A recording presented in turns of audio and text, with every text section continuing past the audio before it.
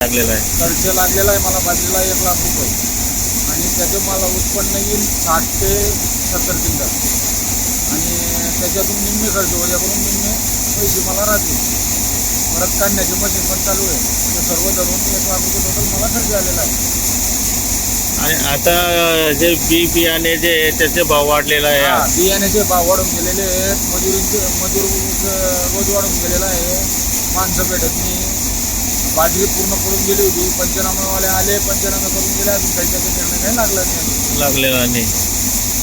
आता जो बाजरी काढले गेल्यानंतर मग मार्केटला घेऊन मार्केटला घेऊन जायची. आता मार्केटला काय भाव चालू आहे? मार्केटला 2,000 ते 1900 पासून ते 2,200 रुपयेपर्यंत आहे. हा जो भाव आहे हा परवडतं का? आता जे शेतकऱ्याला भाव परवडतच नाही दादा. हा भावाचा विषय असा होऊन गेला आहे की आता बाजरी म्हणून टाकायची नाही पुढच्या वर्षी. कारण की खर्च जेवढा आहे. कारण की 500 रुपये रोज कापण्याच्या, 500 रुपये रोज वाणीच्या काहीच राहत नाही शेतकऱ्याला.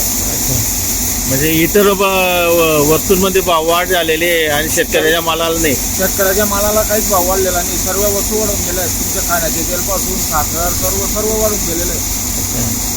त्यानंतर चाराचे सुद्धा भाव भेटत नाही शेतकरी.